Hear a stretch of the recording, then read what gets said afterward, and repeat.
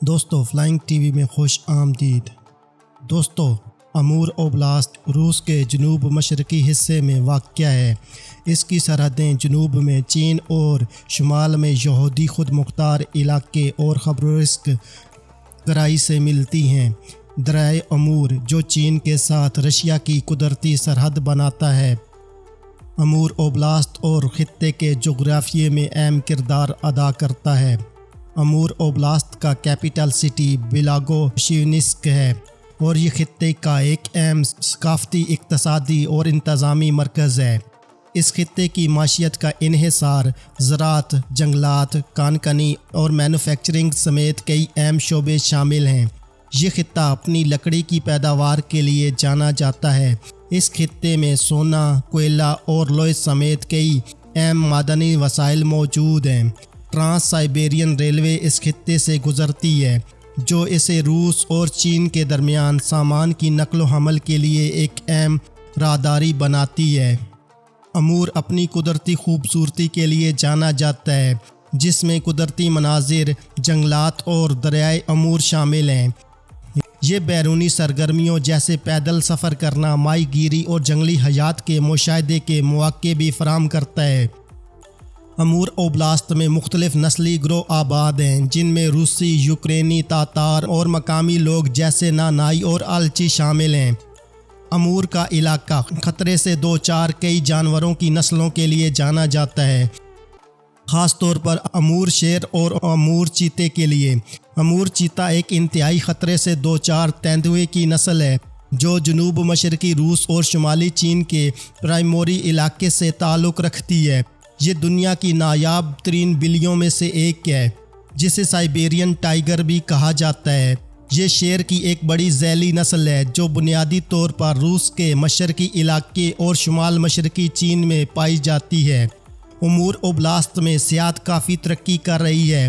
یہاں پر کئی قدرتی مقامات، تاریخی مقامات اور تاریخی فن تعمیر اور عجائب گھر ہیں، جن کو دیکھنے کے لیے لوگ خطے کا وزٹ کرتے ہیں۔ جغرافیہ اور چین کے ساتھ ملنے والی سرحد کی وجہ سے یہ رشیا کا ایک منفرد علاقہ ہے۔ دریائے امور مشرقی ایشیا کا ایک بڑا دریا ہے، جو روس اور چین کے درمیان سرحد بناتا ہے۔ یہ بحیرہ جاپان میں ختم ہونے سے پہلے روس کے مشرقی بعید اور چین کے شمال مشرقی حصے سے گزرتا ہے۔ امور فالکن ایک چھوٹا ریپٹر پرندہ ہے، جو ہر سال سائبیریا سے جنوبی افریقہ کی طرف ہجرت کرتا ہے اور ہزاروں کلومیٹر کا فاصلہ طے کرتا ہے۔ امور فالکن اپنے لمبے سفر کی وجہ سے جانا جاتا ہے۔ دریائے امور ایشیا کے سب سے طویل دریاؤں میں سے ایک ہے، جس کی لمبائی 4444 کلومیٹر ہے۔ یہ روس اور چین دونوں ممالک سے گزرتا ہے۔ دریائے امور روس اور چین کے درمیان قدرتی سرحد بناتا ہے۔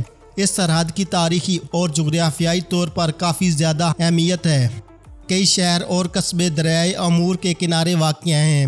امور خطے کی ایک بھرپور تاریخ ہے، جس میں مختلف مقامی نسلیں اور ثقافتیں صدیوں سے دریا کے کنارے آباد ہیں۔ یہ تجارتی لحاظ سے بھی ایک اہم خطہ رہا ہے۔ اس علاقے میں چینی نسل کے لوگوں کی تاریخی طور پر موجودگی رہی ہے۔ مختلف چینی خاندانوں نے مختلف اوقات میں اس علاقے پر اپنا اثر و رسوخ استعمال کیا۔ یہ خطہ چینی مورخین کو 7ویں صدی کے اوائل سے ہی معلوم تھا۔ امور کا علاقہ قدرتی وسائل سے مالا مال ہے، بشمول لکڑی، معدنیات اور مچھلی۔ یہ وسائل روس اور چین دونوں کے لیے اقتصادی اہمیت کے حامل ہیں۔ امور کے علاقے کو ماحولیاتی چیلنجز کا سامنا ہے، بشمول آلودگی اور غیر قانونی شکار۔ کوس ایکس روسی ایکسپلوریشن آبادکاروں نے 17ویں صدی میں امور کے علاقے میں آبادکاری شروع کی۔ اس دوران دریائے امور ایک اہم تجارتی راستہ بن گیا اور روسی سلطنت نے آہستہ آہستہ اس علاقے میں اپنی موجودگی قائم کی۔ دریائے امور نے 19ویں صدی میں روسی سلطنت اور چین کے درمیان مختلف معاہدوں میں مرکزی کردار ادا کیا۔ 1858 میں آئیگن کے معاہدے اور 1860 میں پیکنگ کے معاہدے کے دریائے امور کے ساتھ سرحد کی وضاحت کی، جس سے بائیں کنارے پر روسی اور دائیں کنارے پر چین کا کنٹرول قائم ہوا۔ 19ویں صدی کے آخر میں اس علاقے میں روسی نو آبادیات میں تیزی آئی۔ جس کے نتیجے میں دریا کے کنارے قصبے اور بستیاں قائم ہوئیں۔ بلاگوویشنسک بائیں کنارے پر ایک اہم انتظامی اور اقتصادی مرکز بن گیا۔ جاپانی قبضے کے دوران 20ویں صدی کے اوائل میں امور کے علاقے نے عدم استحکام کا دور دیکھا۔ 1900 میں باکسر بغاوت کے دوران روسی اور غیر ملکی فوجیوں نے عارضی طور پر خطے کے کچھ حصوں پر قبضہ کر لیا۔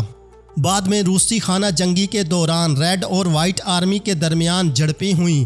1917 کے روسی انقلاب کے بعد امور کا علاقہ سوویت یونین کا حصہ بن گیا۔ ٹرانس سائبیرین ریلوے کی تعمیر اور خبرسک جیسے شہروں کی ترقی کے ساتھ یہ خطہ ایک اہم نقل و حمل اور صنعتی مرکز کے طور پر ترقی کرتا رہا۔ 1991 میں سوویت یونین کی تحلیل کے ساتھ امور کا علاقہ روسی فیڈریشن کا حصہ بن گیا۔ یہ ایک منفرد ثقافتی اور تاریخی چینی اور رشین شناخت کو برقرار رکھتا ہے، جو روسی اور مقامی دونوں ثقافتوں سے متاثر ہے۔ امروسکا کا کیپٹل بلاگوویشنسک اپنی بھرپور تاریخ، شاندار فن تعمیر اور دلکش قدرتی خوبصورتی کے لیے جانا جاتا ہے۔ یہ امروسکایا اوبلاست کا دارالحکومت اور سب سے بڑا شہر ہے۔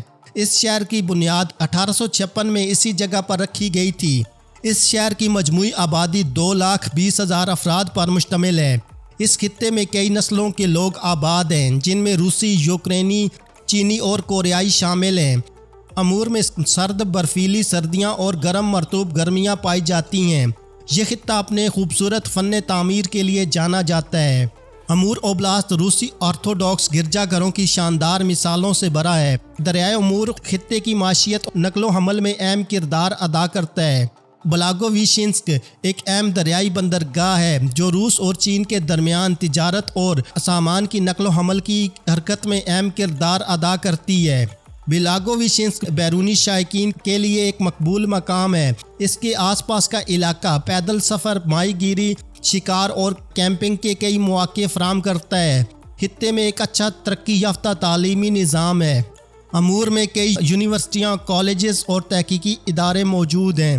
بلاگوویشنسک سڑکوں، پلوں اور عوامی نقل و حمل کا ایک وسیع نیٹ ورک موجود ہے، جو شہر کے اندر اور قریبی علاقوں میں آسان سفر کو یقینی بناتا ہے۔